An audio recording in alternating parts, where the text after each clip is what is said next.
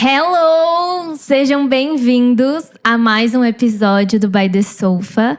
E hoje eu estou com uma pessoa muito ilustre nesse episódio pra gente ter um bate-papo de algo que faz parte da minha vida, de algo que eu amo muito, eu adoro falar sobre.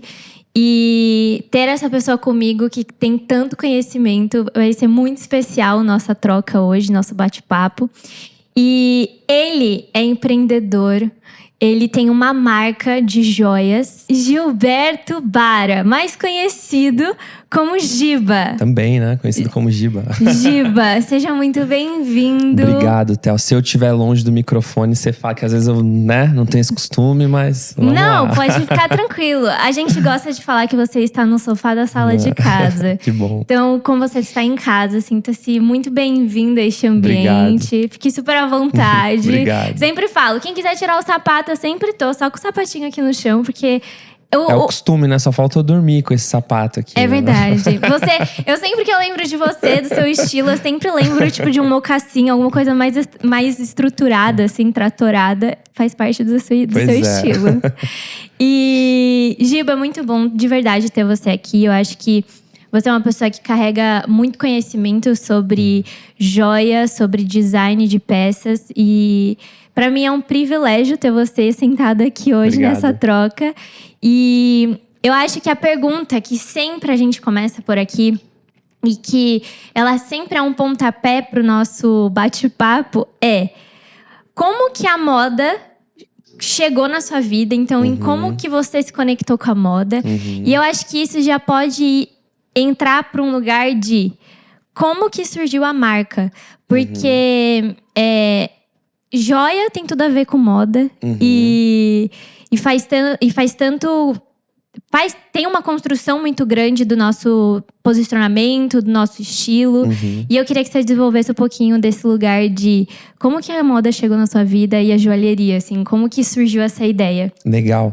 Eu acho que a moda, como um todo, ela faz parte de algo como a autoexpressão, né? A moda e a arte, elas se conversam muito.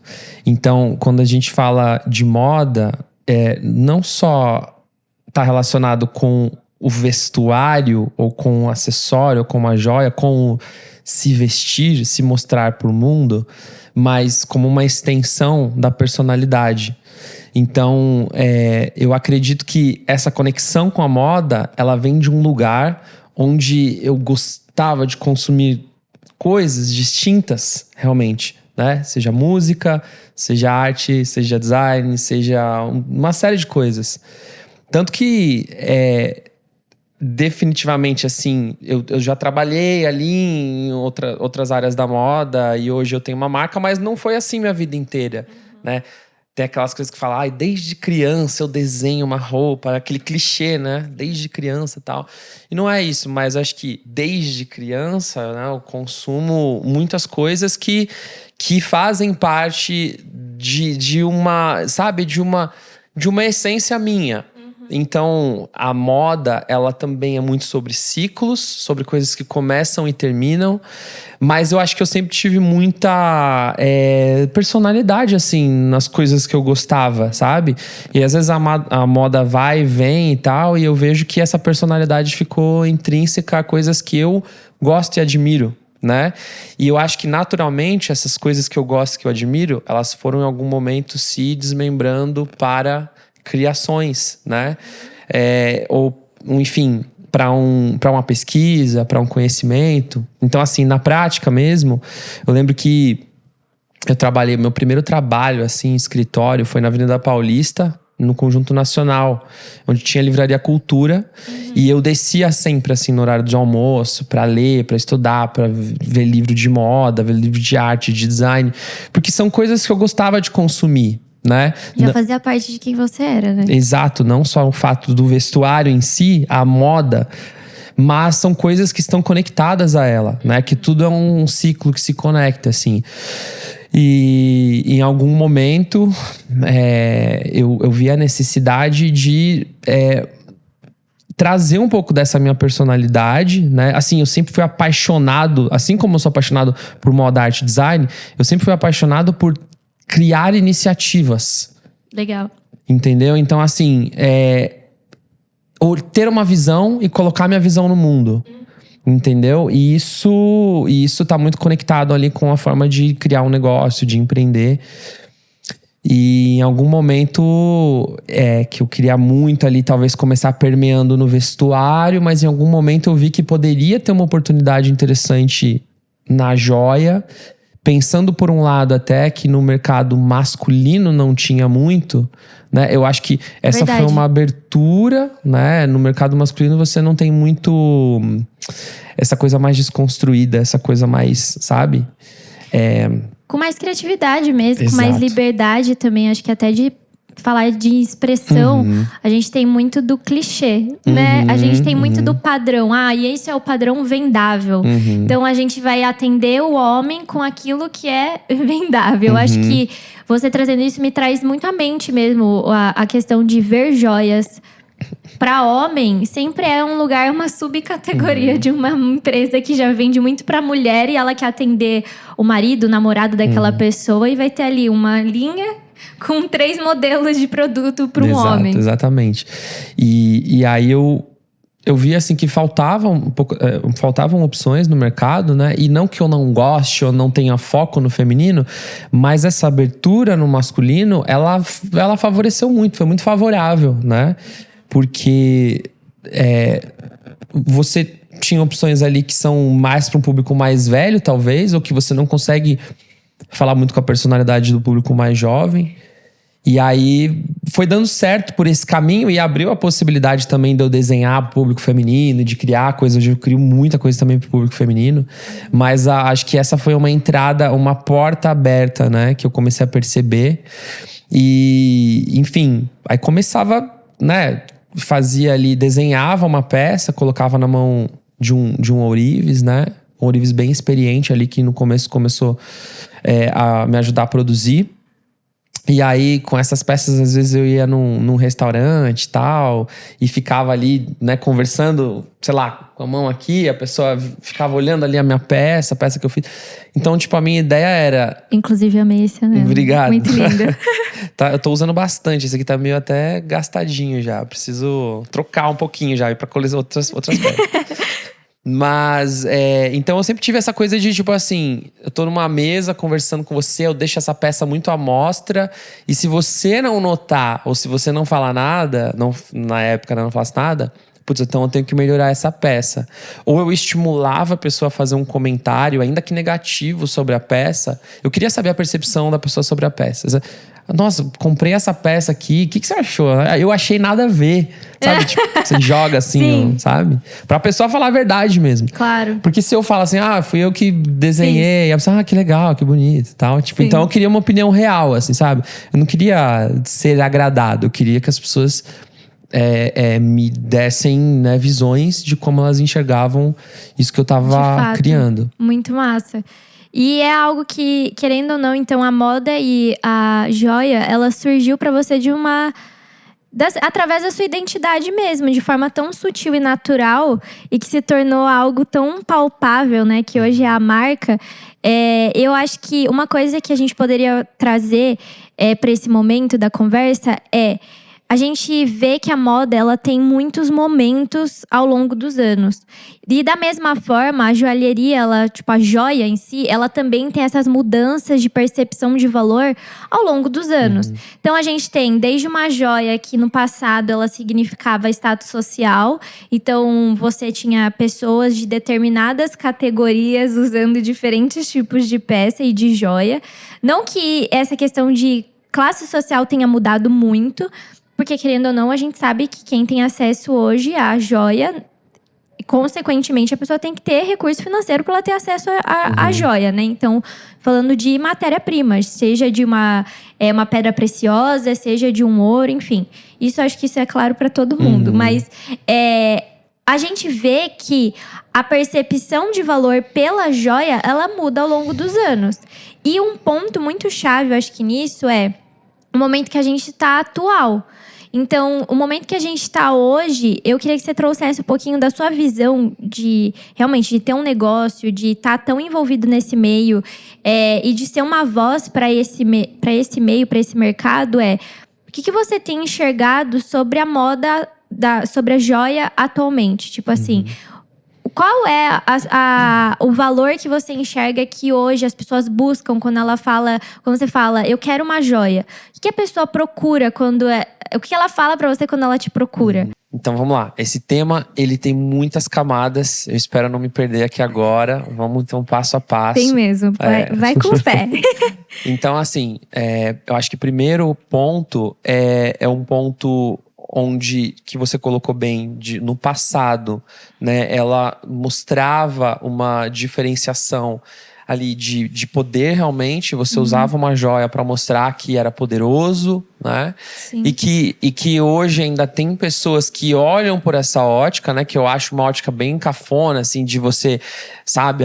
Porque o meu diamante aqui tem não sei quantos quilates e assim, e mostra que, sabe? Do que o meu marido me deu é melhor do que o seu, entendeu? Tem um lance da ascensão social também, de uma pessoa que né, a gente vê muito esse fenômeno assim, tipo, às vezes um MC e tal, né, que ele mostra a joia como um símbolo de ascensão, Sim. né? E aí tem o que eu acho muito legal é a joia como uma visão de personalidade, né? Algo que é único, algo que te representa, algo que fala sobre a sua identidade. Então, quando a gente fala dessa ideia da joia como identidade, a joia, ela puxa muito para esse lado um pouco mais atemporal. Sim. Então, assim, até a gente faz um paralelo aqui, né? Porque a Crayons, por exemplo, ela tem uma visão do fashion jewelry, que é uma liga metálica não nobre, né? Só que ela tem um acabamento de joalheria. Isso permite que ela tenha um preço mais acessível. As peças em prata e as peças de joalheria fina. Então, tudo isso está dentro do guarda-chuva da Crayons. Sim. Quando a gente fala de peças de joalheria fina, a gente está falando de uma peça com um preço bem mais elevado. Sim. Então, né, quando a gente fala de peça como personalidade, com a joia como personalidade, tem uma questão da joia que é assim, a moda, ela é cíclica, né? Sim. E muitas vezes você vai entrar numa tendência, você vai ter uma entrada de tendência. Você, por exemplo, a roupa que você está usando, talvez você não teria usado há 5 ou 10 anos atrás. Sim. Porque isso são tendências cíclicas, entendeu? Só que o ponto da joia é que ela é muito cara para ser cíclica. Com certeza. Entende? Então tem gente que tem condições de comprar uma joia mais, modal, né? Mas na maioria das vezes ela tem essa ideia de ser mais atemporal.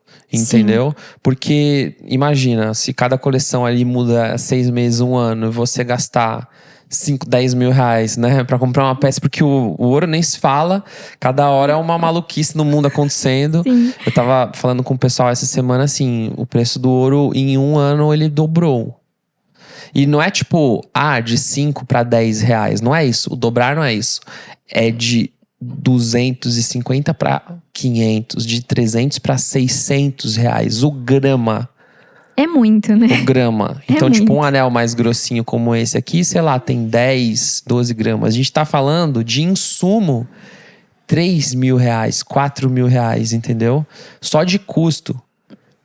É muito. É muita Daí coisa. Você vai falar que você vai colocar o valor de marca, você vai colocar sua mão de obra, você vai colocar 1.001. Custos que, querendo ou não, eu vou usar como custos mesmo, porque pra mim é o básico que você vai inserir ali no produto. Então, um resultado final de, tipo, vou falar aqui chutando, tá, Giba? Mas, tipo assim, 10 mil reais.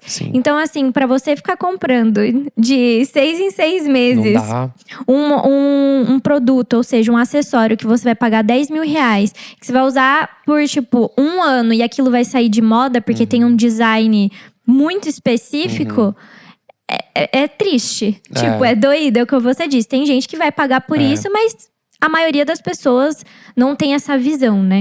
E aí você entra numa linha super tênue de desenvolvimento de produto, que é entender como você coloca a personalidade de uma forma sutil, entendeu? E não traz a joia para um lugar muito modal, de ciclo rápido, né? Quanto mais modal ela é, mais essa coisa vai desgastar e mais essa joia, vamos dizer, essa ideia dessa joia vai ficar mais datada. Só que, lógico, essa é uma conversa também, de novo, muito complexa, porque muitas vezes, se você olhar por um lado mais artístico da joia, existem elementos, né, que eles são característicos de um artista. Sim. E às vezes esses elementos entram na moda, entendeu? Então, como você lida com essas questões, né? Por exemplo, eu vou dar um exemplo aqui de um paralelo. O Alexandre Pavão, que eu admiro muito o trabalho dele, conheço ele. Ele tem uma bolsa muito característica. Sim. Que é fruto ali do design dele, do pensamento dele como artista. E tem todos os elementos ali naquela bolsa, que faz aquela bolsa ser muito, de certa forma, modal, porque todo mundo também começou a usar e tudo mais. Então é um desafio, né? Como você coloca essa peça, que ela tem características muito marcantes, num ciclo mais longo, mas ao mesmo tempo não se perde como um artista, porque Sim. aquilo é inerente à sua criação como artista. Com certeza, porque como que você vai deixar de colocar a sua identidade? Você é um artista, como que você vai deixar de colocar a sua identidade naquilo que você cria e não fazer com que aquilo seja o óbvio ou o comum que já todas as outras empresas que querem vender em massa estão produzindo? Exato, Eu acho que, tipo, deve ser uma crise… Exatamente. Então tem, né, tem todas essas questões quando a gente fala de joia, mas eu acho que, voltando ali para sua pergunta, eu acho que pro essencial que a gente pensa hoje, né, é na joia como algo único que transmita, que fale sobre a sua personalidade. E aí você fala assim, mas a minha personalidade não pode ser então descrita no formato de uma peça barata, precisa ser uma joia, precisa ser… a joia, ela também lembra a gente, né, de coisas preciosas, né? Então, a gente não pode olhar para as coisas, né, que a gente consome como coisas descartáveis. Exato. Entendeu? Então, eu sou muito de uma filosofia, né, às vezes eu vou comprar uma roupa e tudo mais, e eu não olho para as peças como uma forma descartável. Eu gosto de produtos de qualidade, essa é a minha visão. Essa é a minha visão sobre o que eu crio, essa é a minha visão sobre o que eu consumo. Coisas de qualidade, que às vezes eu vou pagar mais caro. Se eu não tenho a condição de comprar, por exemplo, uma Bottega, paciência, não vou comprar uma Bottega hoje, entendeu? Sim. Mas eu vou, dentro da minha realidade, dentro do que eu posso consumir, eu vou tentar adquirir algo que tenha, ainda que seja de um brechó, entendeu? Algo de uma maior qualidade possível, que não vai ser perecível, que converse com a minha identidade e que fale com a minha personalidade, entendeu? Sim, e muito bom, porque eu acho que a gente precisa voltar para esse lugar como moda, num geral, assim, em todas as esferas que a gente apontar dentro da moda, a gente precisa voltar para esse lugar de consciência daquilo que a gente está consumindo, que tira um pouco o nosso olho, falando da moda, assim, no contexto geral, assim, tira o nosso olho do fast fashion, por exemplo, falando de roupa. De aquela coisa que desfilou ontem, daqui uma semana e pouco eu encontro em loja e é numa qualidade baixa, é um produto que não vai durar no meu guarda-roupa. E daí a gente falando em acessório, é o que entra no descartável. Vou comprar um brinco numa loja de departamento que eu vou pagar R$30 só porque ele tem estilo, mas daqui… um mês, pelo menos pra mim, tá? Na minha pele, um mês, eu já tô com alergia no furo da orelha, com, tipo, o produto inteiro descamado, tipo, pronto pra ser jogado no lixo. Sim. Tá, mas esse lixo tá indo pra onde? Tipo, o que eu tô fazendo no questão do ecossistema? Porque daí a gente entraria num outro buraco. Sim. Tipo assim, outra janela de bate-papo, assim. Mas O meu impacto também na questão, porque quando a gente fala de produtos de qualidade, e com durabilidade, a gente está falando, querendo ou não, de uma janela de consumo que envolve até o meio ambiente em si. Exato. Então, assim, é algo que a gente realmente precisa voltar a pensar e a gente precisa voltar a ter consciência sobre esse lugar de consumo. Assim, eu acho que a gente precisa reprogramar a nossa forma de pensar e de consumir as coisas na nossa vida. Mas, fazendo um link com isso que você estava falando, das joias, o quanto que mudou, né, o comportamento também em relação às joias. Eu acho que a gente está num momento, como você disse, onde as pessoas procuram muito um lugar de ter uma peça temporal. Então, uma peça que vai se permear e não vai se perder em questão de não posso mais usar isso porque o design é muito limitado para o que, tipo, para ser algo tendência, vamos assim dizer. Mas o quanto que também a questão da personalização, ela tá muito forte nesse momento. Então, a gente quer ter as coisas personalizadas. Eu acredito que na joia também. E eu queria te estender essa pergunta, porque eu queria entender hoje, quando o seu público chega para você, ou seja, seus clientes chegam para você, eu vejo que você faz muita peça personalizada, seja para um pedido de casamento, seja para alguma ocasião especial. E eu queria que você falasse um pouquinho desse lugar de como que você entra nesse processo criativo de pegar a demanda do cliente, ou seja, essa necessidade, aquilo que o cliente está por que o cliente está te procurando, junto com como você coloca a sua identidade nesse produto e como que é esse seu processo hoje mesmo, de como que você desenvolve a peça, tipo, como que faz acontecer e se tornar de fato um produto ali que chega para o cliente final.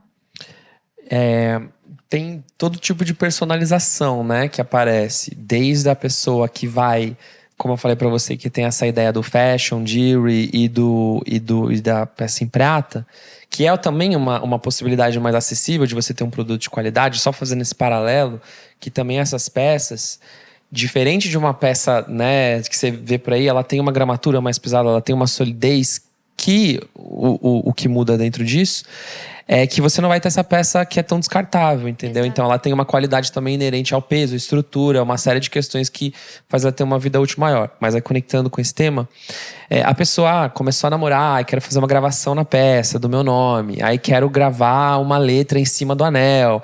Então tem esse tipo de personalização básica, né, que é um tipo de gravação que a gente faz na peça. Tem um tipo de personalizar, vamos colocar uma pedra, quero mudar a pedra, quero mudar a gema, quero colocar, em vez de ser a azul, quero ser uma vermelha. Que é tipo uma customização mais simples, até uma customização da gente criar um produto novo pra pessoa, né? Então, tem muita gente que vai fazer um solitário, uma peça de pedido de casamento, uma aliança de casamento, ou uma peça que para ela conversar um pouco mais com a identidade dela, trazer algo que converse com a identidade dela, que seja único, né? Para ela ali, criado para ela. Então, eu recebo todo tipo de pedido, assim, né? Desde uma pessoa que vem com uma referência, até uma pessoa que vem sem nenhuma referência. Eu vou no processo de explicar todo esse universo. Então tem que ter muita paciência. Eu mesmo, pessoalmente, atendo muita gente lá, né? A gente tem equipe de vendas, mas quando vai para projetos especiais como esse, eu, tipo assim, dou um banho de loja, assim, sabe? Explico o que é a gema, porque é muito... Tem um universo gigantesco quando a gente fala de joia, né? Desde o próprio ouro, que ali, o ouro, como se fala, assim, é quase como uma commodity, né? A gema, que já é um universo enorme. Então, para uma pedra desse tamanho, por exemplo, de esmeralda, tá? Não vou nem entrar em cenários mais absurdos. Vou só fazer um parênteses. Gente, gema, só explicando, é pedra preciosa. Exato.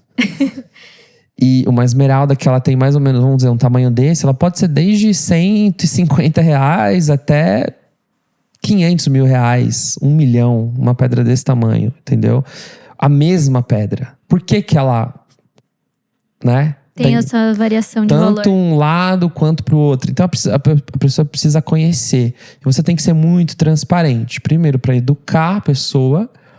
Segundo, para você Pra pessoa saber que você não tá enrolando ela. E ela precisa entender aquilo, ela precisa enxergar o valor que aquilo tem. Então, não é sobre o preço da peça. O preço, ela tem esse preço pelo fator raridade que ela representa, né? Você não vai, talvez, ter uma pedra igual a outra. Você não vai, ela é única, entendeu? Até a pessoa o meu fornecedor de esmeraldas, né? Eu acabei virando muito parceiro dele. Ele, como pessoa, é uma pessoa maravilhosa. Ele trabalha com cooperativas em Minas e na Bahia. Enfim, é tudo um processo muito legal. A gente gosta da esmeralda, talvez até antecipando um pouco esse tema, né? Mas a gente gosta muito da esmeralda porque ela tem um baixíssimo impacto no bioma. Então você meio que cava um túnel para baixo e é um tipo de extração quase que artesanal ou tipo pequena, sabe? Que você tem um baixo impacto realmente na extração daquela gema e aquilo fortalece toda uma comunidade, entendeu? Que tá ali ao redor, Bahia, Minas, enfim. E a gente tem muito apreço por trabalhar com esse tipo de gema. E também é uma gema que acabou conversando com a identidade de cor da Crayons, né? Que é verde e tudo mais.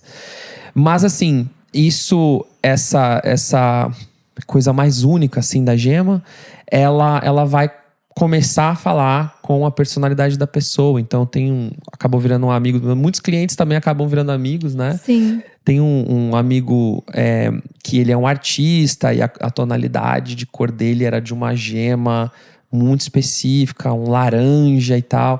E aí foi um processo até achar essa gema. A gente foi conversando, fui mostrando N alternativas. Ele quis uma gema muito específica, que nem tem no Brasil, né? E a gente teve que buscar lá fora essa gema, procurar lá fora. E aí, enfim, é algo que faz parte hoje da identidade dele, que ele é super feliz com aquela peça, que ele sabe que ele vai sair pelo Brasil inteiro, não vai ter nada igual que ele tá usando, entendeu? Sim. Então, é mais do que... Imagina, é mais do que você comprar uma Balenciaga, uma Bottega, é mais, entendeu? Com certeza. É muito. A gente tá falando de 1 para 1, entendeu? É uma coisa 1 para 1, não é... tem 100, não tem 1, entendeu? Então, quando a gente fala de joia e de como ela te representa, é como a gente se vê como indivíduo, né? É 1 para 1, Sim. entendeu? Muito legal, porque vai muito além daquilo que às vezes a gente espera quando a gente fala de uma personalização de um produto. Porque é algo que é desenvolvido olhando para dentro de você. E você, eu digo, o cliente que está chegando ali com a demanda. E entender, porque eu acredito que para você é um processo de eu vou entender quem é esse cliente, eu vou buscar nele os pontos de diferencial dele. Às vezes ele já vai me trazer, às vezes eu vou ter que ir atrás de caçar isso para eu conseguir representar isso dentro da minha criação. E você tem que, nesse caminho, entender quem é o cliente. Entender a personalidade dele, as coisas que ele gosta, o que ele acredita, para você conversar com o íntimo dele também. Exato. E daí, como que você junta isso hoje na sua criação, assim, pensando de todos os designs que você já fez hoje? Eu queria muito que você trouxesse algum exemplo de algum design que você já criou que foi, assim, o mais desafiador para você, assim. E desafiador pode ser no sentido que você quiser trazer. Seja no desafiador para você mesmo, talvez você como artista. Desafiador talvez pelas necessidades do projeto. Enfim, queria que você trouxesse algo do tipo. Eu acho que os mais desafiadores, por incrível que pareça, são os projetos técnicos, assim. São os mais técnicos. Tipo, às vezes você vai fazer um fecho específico. É muito difícil, porque o material, ele pode se comportar de diversas formas, entendeu? Então, teve uma vez que eu fui visitar lá a Prada e fiquei vendo algumas peças e vi um estilo de fecho que ele era muito no formato que eu queria fazer, que eu já imaginava fazer essa peça, que ele não tinha jogo, ele se encaixava perfeitamente, sabe? Porque o metal, ao longo do tempo, ele vai, né, criando ali alguns vícios, então é muito difícil. Às vezes é um projeto de 1 ano. Esse foi um projeto de quase 1 ano de desenvolvimento de um fecho, que hoje está na peça Bolhas, né? Tem várias peças que estão usando esse estilo de fecho, que é um fecho que você pensa num formato como projeto, tem que acertar o projeto, tem que acertar a execução, tem que acertar tudo. E você não faz tudo. Você tem que explicar para as pessoas e às vezes as pessoas vão te explicar também, e aí você vai ficar nessa troca até você chegar num resultado. Então é muito difícil entrar num lado técnico, né? E acertar. Né? Tem outros desafios que eu vou ter que fazer agora, que às vezes até tira o sono, assim, de como que eu vou viabilizar fazer isso se tornar real. E eu acho que o criativo, ele já é muito legal, assim, sabe? Ele acontece, o desafio criativo. Porque eu não sei, às vezes eu acho que eu tenho até uma facilidade das coisas fluírem, assim, da minha cabeça, porque eu criei meus próprios métodos também, sabe? Para as coisas acontecerem. Lógico, tem vezes que não vai, é difícil, é natural. Às vezes é um tipo específico ali de projeto. Às vezes o cliente ele não consegue se conectar. Às vezes você até tá dando um insumo ali, mas ele não se conecta e você tem que ir por outros meios. Mas às vezes quando alguém me traz um tema, eu começo a fazer muito paralelo, sabe? Um amigo meu que se mudou pra, acho que Piracicaba, né? Inclusive foi ele e a esposa dele. Quero uma aliança que represente uma ideia de uma vida mais simples, tal. Então eu tenho os parâmetros do que são os criativos e atributos de marca da Crayons e o que eu quero colocar no produto como a minha marca. E eu tenho os insumos do cliente. Eu falo, o que tem lá em Piracicaba? O que representa uma vida simples? O que representa essa questão do ciclo, de movimento? Um rio, talvez. Você vai fazendo paralelo. Você vai colocando, anotando um monte de coisas assim que se conectam com essas ideias. E aí você desenha uma aliança que tem os shapes da Crayons com um rio cortando ela, entendeu? Mostrando esse fluxo. Aí as coisas fluidas que representam também as linhas fluidas da marca. Então assim, vai acontecendo. Tipo, sabe? É uma coisa que você pensa, você só precisa estruturar. Entendeu? O método. Sim. Né? Não é pra sua criação ser engessada, mas você cria um método pra sua cabeça se organizar. Senão vira uma bagunça, senão você vai criar coisas aleatórias, entendeu? Então isso ajuda a organizar um pouco. Mas eu acho que aí são os desafios que são complicados, é justamente quando você entra ou numa questão técnica, ou quando você vai fazer uma joia cara, e que você tem que trazer uma personalidade muito distinta e ser atemporal ao mesmo tempo. Quando você tem que andar em cima da corda, entendeu? Uma linha tênue. Que você não pode nem ir muito para um lado, nem muito para o outro. E encontrar esse equilíbrio é o desafio, às vezes, eu acho. Muito bom, muito bom. E você tem alguma joia específica que você criou, não necessariamente para um cliente, ou talvez seja para uma coleção, que é o seu xodó? Tipo, que você fala assim, isso aqui, cara, eu tenho orgulho aqui, ó. Nossa, acho que são várias. É difícil falar, porque todas fizeram parte de algum momento, de alguma reflexão, sabe? Ou de algum momento na vida, assim, que você lembra que foram momentos mais complicados, assim. E que elas foram uma expressão daquele momento. Então é difícil falar, acho que cada uma tem uma, assim como, né, é como se fossem vários filhos, assim, que você vai colocando no mundo. Então eu tenho um carinho muito grande, sabe? Lógico, por algumas eu tenho um pouco mais, outras você cria num formato mais ali, negócio, né? Mas você vê que essas que você cria no formato negócio são as peças que não dão certo, entendeu? Entendi. Então as que mais dão certo são as peças que têm personalidade, são as peças que você queria falar alguma coisa em algum momento da vida. Então tudo tá conectado a isso, né? E eu acho que eu tenho mais carinho por essas peças que contam histórias, momentos da minha vida. Então são várias, assim. Sim. Difícil falar uma, difícil. Eu acho que são, então, vamos dizer assim, que cada uma dessas peças, querendo ou não, elas são marcadores de temporadas na sua vida. Exatamente. Seja na sua vida pessoal, na sua vida como profissional e como artista, como empreendedor. Pra mim, eu acho que uma das peças que eu mais... Toda vez que eu penso em você, eu lembro dessa peça. Que é o colar de quando... Aquele colar que você montou, que foi logo na abertura da loja física.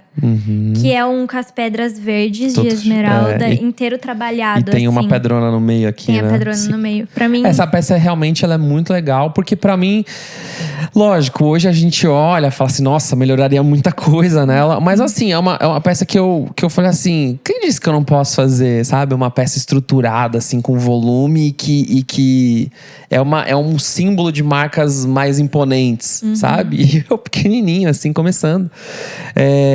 E aí essa peça, ela ficou muito linda, realmente, né? Porque eu olhei, pensei, trouxe coisas realmente que foram, né, de inspirações, assim, super internas. E criei algo, assim, muito diferente, né? Então, essa peça, realmente, eu também tenho um carinho muito grande por ela. Muito grande. Ela sempre me lembra muito você. Legal. Tipo assim, é a marca do Giba, assim, pra mim. Pensando no seu lado empreendedor, assim. É muito você. E sobre, assim, queria explorar um pouquinho sobre esse lugar do seu processo criativo.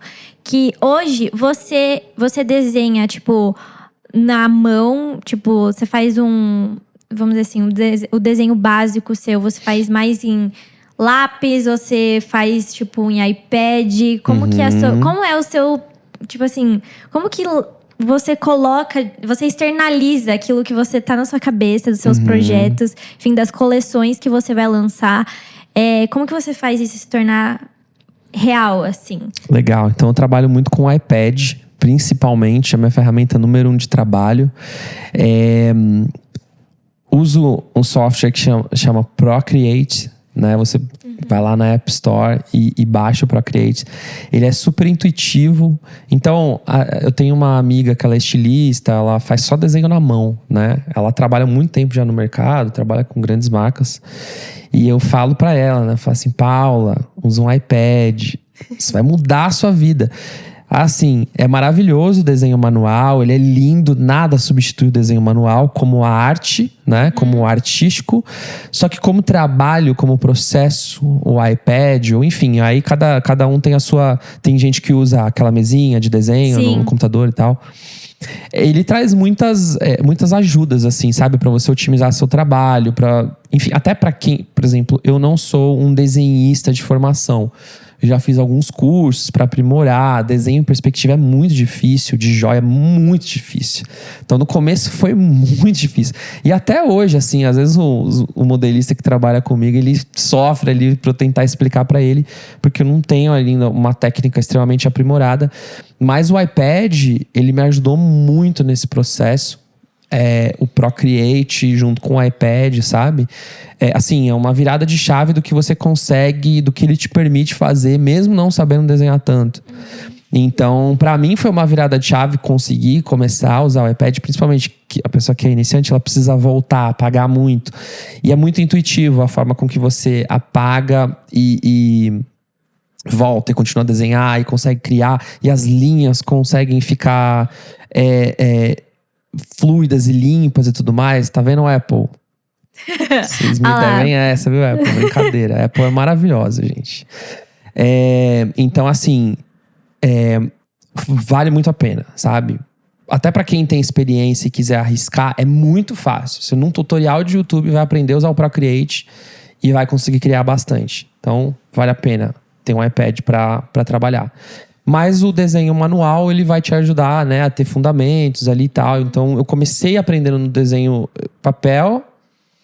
Tem o desenho em papel quadriculado, que ajuda muito também, porque a questão da joia, ela fala muito sobre a escala. Você vai desenhar um negócio que na prática não vai funcionar muitas vezes. Então tem que estar na escala. Por quê? Porque a pedra está na escala. A pedra, ela segue, às vezes a gema, a pedra, né, ela segue um gabarito. Normalmente ela segue um gabarito de lapidação.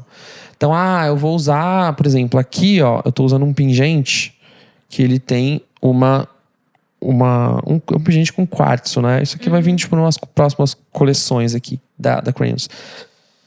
E esse quartzo, por mais que ele pareça uma pedra qualquer, ele é uma pedra gabaritada, entendeu? Então, quando a gente tá falando de, às vezes, criar uma joia, por exemplo, tem a joia que é única, que você tem uma pedra, mas quando eu tô fazendo uma coleção de prata, ou o fashion jewelry, que a gente chama, é uma gema de gabarito, que ela vai ter um tamanho 10x10, 8x8, 5x5. Então, quando eu vou desenhar, eu já imagino o tamanho de gabarito.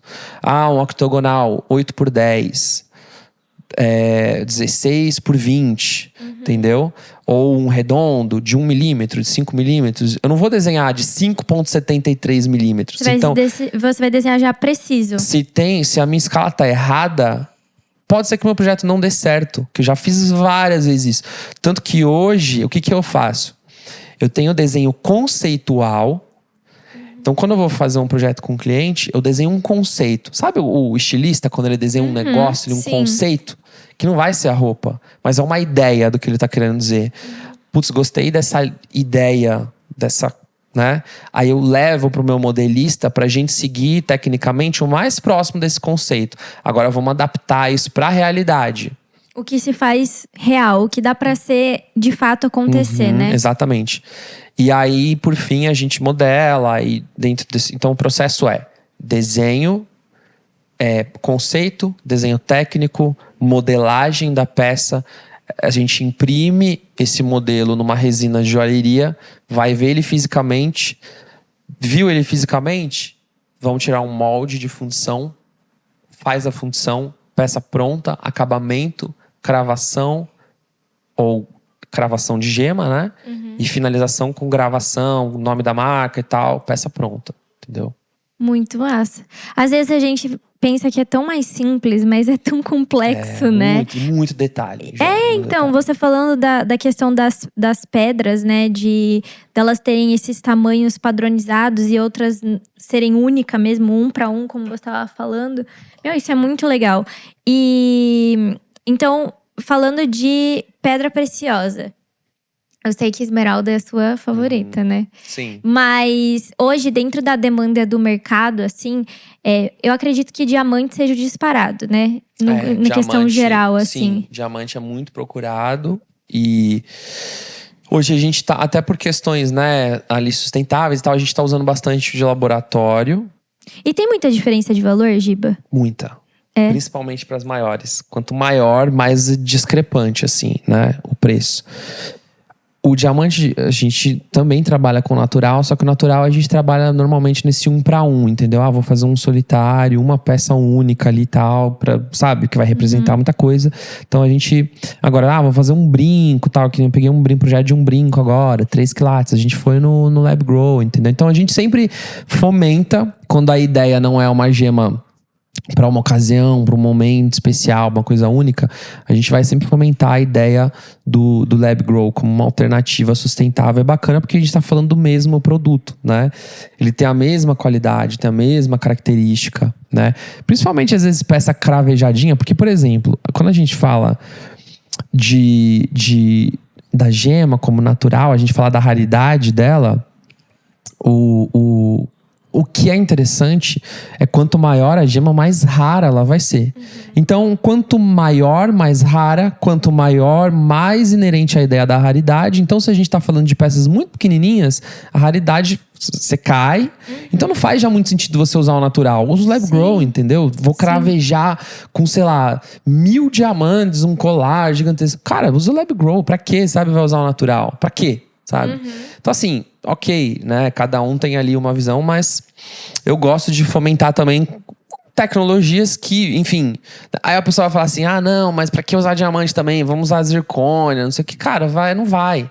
Você vai poluir o meio ambiente, você vai trocar os 6 por meia dúzia, entendeu? Então, assim, não adianta a gente abraçar um discurso e morrer com ele, entendeu? Porque no final das contas, a gente tem que, pensar e ponderar as coisas. Sim. Nada é 880, entendeu? Você fala, não, mas não vou então, diamante, sei o que lá. E aí você tá criando um outro, né? Então assim, você não usa joia, mora numa casa de palha, não faz nada. Não faz nada. Entendeu? Eu acho que a gente tem que ponderar. Porque aí também existe um mercado que vive disso. Existem com certeza várias famílias, por exemplo, hoje que trabalham junto com a gente, que dependem desse mercado, entendeu? Lógico, você não pode apoiar nada que é antiético, você não pode apoiar nada que é ilegal, enfim. A gente tem muito cuidado de quem são os nossos fornecedores. Eu sempre olho, eu sempre priorizo, às vezes uma oficina, às vezes eu vou dar uma olhada, como que o funcionário da oficina está sendo tratado, sabe? E já chegou uma vez pra gente um orçamento que o cara, sei lá, vamos cobrar tanto. Eu falo assim, não vamos te pagar isso. Entendeu? Não faz sentido. Tipo, olha o tempo que você tá gastando. Vamos te pagar mais. Entendeu? Ou então a gente, tipo assim, então não vamos fazer com esse cara. Porque assim, alguma coisa não tá certa, entendeu? Se tá sendo cobrado esse preço, alguma coisa não tá certa. Então assim, você não vai ver peça barata na Crayons, entendeu? Só que a gente segue alguns padrões, né? E a gente vai fazer o que a gente acredita, entendeu? É porque não sei o que tá muito caro. Então, tipo assim, no momento que ficar acessível e for da sua... vamos dizer, da sua visão, querer consumir algo nesse sentido, estaremos ali. Mas a gente tem padrões que a gente não vai, sabe? Abrir mão. Abrir mão, exatamente. Muito bom. E agora, eu acho que uma curiosidade que eu tenho, mas daí também no meu lado leigo, tá? De joalheria. Tem alguma pedra preciosa que você ainda não trabalhou e que você gostaria muito de fazer um projeto? Olha, tem algumas que eu queria pegar assim na minha mão e falar, nossa, sabe? Tipo, você vê assim pessoalmente. Tem algumas. Tem a opala australiana, que é uma opala negra australiana, que ela é raríssima, né? Eu conheço um fornecedor ali. Como eu falei pra você, não é que essa opala vai ser a mais, sabe? Tipo, a mais, como é que eu falo? A mais cara, tem as mais baratas, tem as mais caras. Às vezes, você vai pegar uma que não é tão rara assim, não vai ser tão deslumbrante, mas já vai ser um negócio muito especial, né? Porque a opala, ela tem, tipo, como se fosse sílica, se eu não me engano, dentro dela. Então, quando você mexe, ela brilha várias cores, assim, é bizarro. Quem tiver curiosidade aí, coloca a opala negra australiana, ou Australian Black Opal, em inglês, vai ser acho mais fácil de encontrar. E ela é muito linda, assim. Aí tem os diamantes coloridos, não artificialmente, os diamantes naturais coloridos. Também tem uma mina na Austrália, que ela já foi encerrada, que chama, eu não sei se é o termo correto, mas Argyle, talvez, ou Argyle, que são diamantes raríssimos, coloridos também, são australianos. E, assim, a gente tá falando de um mundo que, assim, tipo assim, não existe no Brasil, não tem mercado no Brasil, mas, assim, tipo, é uma coisa muito fora da realidade, né? Pra você ter ideia, um diamante branco... Eu tô falando isso não pelo preço, eu quero saber, tô curiosa. Tá passando aqui, ó, na minha cabeça. Eu só vou dar uma ideia do preço pra você entender o nível de raridade. Porque, de novo, o preço tá atrelado à raridade. Mas eu não tô falando sobre o dinheiro, Sim, tá? Não, a gente tá falando sobre a pedra. Exato. Então, por exemplo, um diamante desse tamanho, assim, não sei se vocês estão conseguindo entender essa escala, que eu falaria que é uma gema ali de 0,8 a 1 quilate, desse pequenininho, assim. Pequena. Um diamante de uma classificação boa, sei lá, vai custar, 20 mil, 30 mil, né? De uma classificação boa. Se a gente tá falando de uma classificação ruim, ele vai custar 2 mil. Então, 10 vezes menos. 2 mil, 3 mil, né? Sei lá, uma cor K, M, I1, I2, não sei, que são as classificações técnicas. Diamante vermelho, de um mesmo tamanho ali e tal, vermelho Argyle natural. A gente tá falando de uma classificação ruim, em tese, não tão boa. A gente tá falando de, sei lá, 5 milhões de dólares, 6 milhões de dólares, 30 milhões de reais. Pra uma gema que não é nem tão boa e desse tamanho, assim, é do tamanho de um, sabe? De um palitinho de fósforo, assim. Minúscula. É uma coisa... Entendeu? Tipo assim, é uma raridade tão gigantesca. Sabe? Que a gente fala, no mercado se fala, né? Que é uma gema de investidor, né? E tipo assim, é uma coisa assim que não tá na nossa realidade ainda. A gente só vê, admira, eu nunca vi pessoalmente, né? Nem sei se tem fácil, assim, pra você ver aqui no Brasil uma coisa como essa. Mas você vê ali na internet, assim, tal, né? É uma coisa, assim, extremamente rara. Mas eu já vi, assim, diamante colorido natural. E é impressionante, né? Assim, você já viu os amarelos, que é mais comum, né? Sim. Que também são caros, mas, assim, não chega nesse nível. Mas são... Eu falo sobre essas gemas, de novo, não pelo preço, mas porque é algo tão raro, é tão difícil de você ver, que quando você vê, você fala assim, nossa... E aí tem várias outras que eu poderia citar que quando a gente fala de uma gema, aí você tem a tanzanita, aí você tem a safira, aí você tem a esmeralda, aí você tem… Enfim, que você tem a versão a normal delas e aí você tem as versões super premiums. Então, cada uma dessas gemas, quando você vai para essa versão super premium, você vê que ela não tem nenhum tipo de tratamento, que ela é natural e que ela é uma cor assim espetacular. Você olha, você desacredita. Então, desse projeto, inclusive, que eu fiz para esse meu amigo, foi uma granada espessartita Fanta Orange, né? Muito específico assim o nome. E ela é o nível mais alto desse tipo de granada espessartita, entendeu? Então, assim, quando você pega ela na mão, nossa, você fala assim, sabe? Você fica impressionado. Impressionado. Você não tem nada assim parecido, sabe? No que você pode procurar. E quando você leva ela pra luz do sol, assim, é surreal, entendeu? Então, é surreal. Só sabe quem vê pessoalmente um negócio desse. Às vezes nem por vídeo ela vai mostrar a beleza que ela tem. Então, assim, acho que qualquer gema nesse nível mais alto, assim, de classificação de raridade, ela desperta, assim, sabe? Uma coisa, assim, de você querer… É uma sensação única. Eu acredito que tanto para você que trabalha, você desenvolve, você consegue olhar o projeto finalizado, quanto para o cliente, na hora que ele tem um contato com aquilo e falar, tipo assim, meu Deus, conseguiu traduzir quem eu sou e de uma forma tão única, tão especial.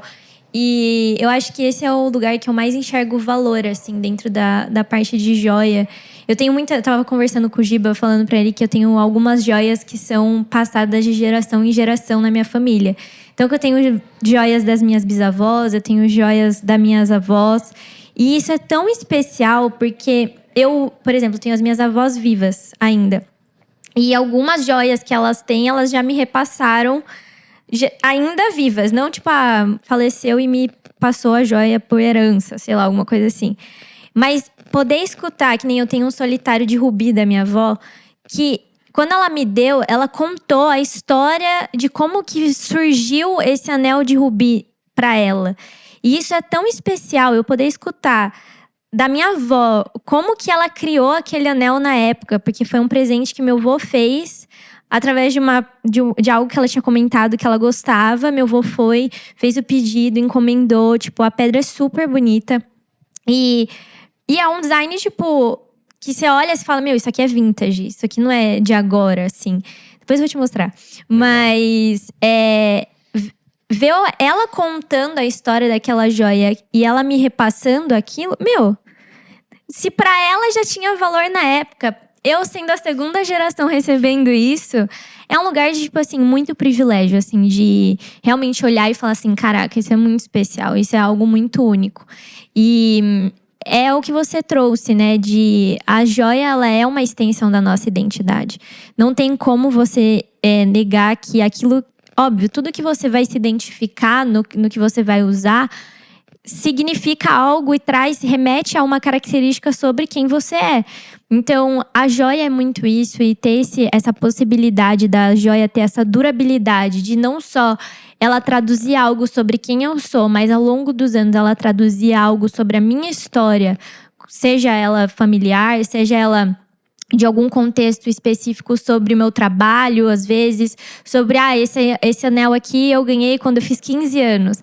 Esse anel aqui eu ganhei quando eu me formei na faculdade. Esse anel aqui eu fiz quando aconteceu X ocasião na minha vida. E você poder repassar isso depois é algo que, na minha opinião, não tem valor. É onde você enxerga que a joia, ela vai muito além do valor que você paga hoje por ela. É um investimento que você vai ter, mas que é um investimento que, na minha opinião, é memorial ao longo dos anos, de geração em geração, né? Exatamente. É isso. Gente, eu tô muito feliz com esse bate-papo.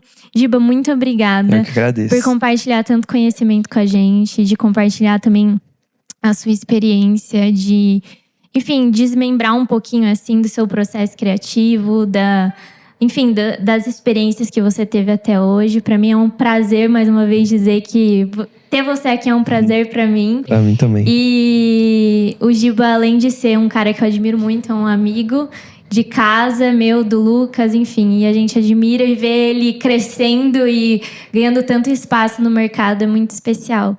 Então, muito obrigada. Obrigado, Theo. É isso, gente. Muito obrigada. Até o próximo episódio. Tchau!